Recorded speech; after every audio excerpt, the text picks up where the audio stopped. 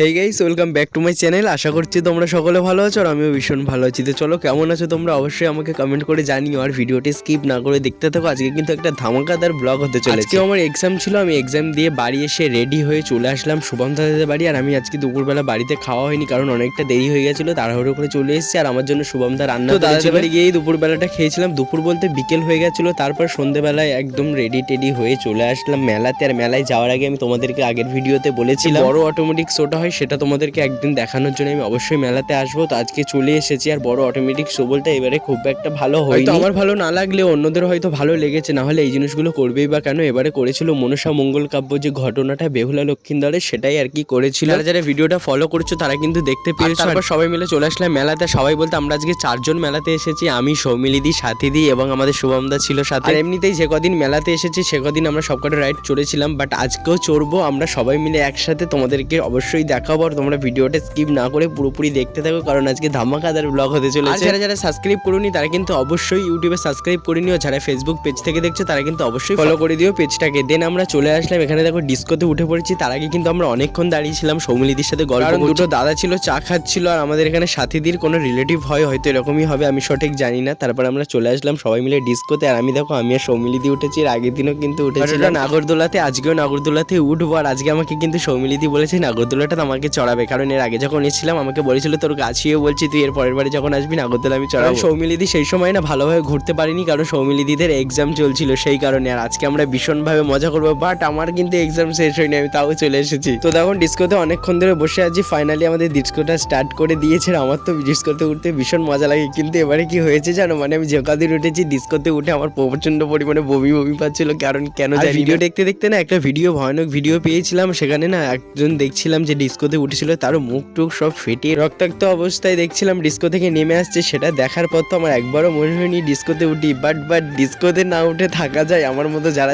এগুলো চড়তে পছন্দ করে সেটা কিন্তু অবশ্যই করে জানিও। দেন আমাদের দেখো ডিস্কো চড়া শেষ হয়ে গিয়েছে, এবার আমরা যাবো নাগরদোলাতে। বাট ওখান থেকে নেমে এসে আমাদের কোনো অ্যাকশন কাটিনি, আমরা নাগরদোলায় ওঠার জন্য চলে এসেছি। আর আমি দেখো এখানে আগে আগেই চলে এসেছি। আর আমাদের সাথে কিন্তু শুভম দাদা ছিল। তোমরা হয়তো ভাবছো যে শুভম দাদাকে কেন ব্লগে দেখা যাচ্ছে। শুভম দা এত পরিমাণে ফোনে ব্যস্ত হয়ে গেছিল, আর তার সাথে খুবই জোরে হয়তো খিদে পেয়ে গেছিল, সেই কারণেই দাদা বাড়ি চলে গেছে। আমরা কিন্তু এগুলো চড়ার জন্য মেলাতে থেকেই গিয়েছিলাম। দেন আমরা সবাই মিলে টিকিট কেটে চলে আসলাম নাগরদোলার একদম সামনে। আর একটু পরেই আমরা উঠবো। এখানে দেখো সাথীদির কাকিমণির সাথে উঠছে, আর আমি আর সৌমিলিদি উঠবো, সেটা তোমাদেরকে দেখাবো। তোমরা দেখতে পাচ্ছ এখানে দেখো সৌমিলিদি বসেও গেছে, এবার আমিও উঠবো। আমি উঠবো বলছি কেন, আমি তো উঠে বসেই গেছি, তোমাদেরকে বলতেই ভুলে গেছি। এখানে দেখো সৌমিলিদি কেরম ভগবানকে ডাকছে। এটা দেখার পর আমি এত পরিমাণে হেসেছিলাম নাগরদোলাতে, তোমাদেরকে বলে বোঝানো যাবে না, শুধু রিয়াকশনটা দেখতে পাচ্ছ। একদম 32টা দাঁত আছে কিনা আমি জানি না, কটা দাঁত বেরিয়ে গিয়েছিল এটা আমি বলতে পারবো। আর এই ভিডিওটা দেখার পর সৌমিলিদি যে আমাকে কত গালাগাল করবে সেটা আমি জানি। দিন গালাগালে দেয়নি, কিন্তু এই ভিডিওটা দেখার পর দেবে কিনা আমি সঠিক বলতে পারছি। আমরা চলে আসলাম দাদাদের বাড়িতে খাওয়া দাওয়া করতে। আর আমি যে কদিন মেলায় গিয়েছিলাম সেরকম ভাবে কিছু খাওয়া হয়নি, একদিন শুধু আইসক্রিম খেয়েছি। আর বাড়িতে এসে দেখো এখানে আমরা সবাই মিলে বিরিয়ানি খাবো বলে দাদা এখানে বিরিয়ানি বানিয়ে এখানে আমাদের সবাইকে খেতে দিয়ে দিয়েছে। দাদা ওদিকে বসে আছে। ভিডিওটা কেমন লেগেছে অবশ্যই কমেন্ট করে জানিও। যদি ভালো লেগে থাকে একটা লাইক, কমেন্ট এন্ড শেয়ার করে দিও। চলো আমরা খেতে থাকি।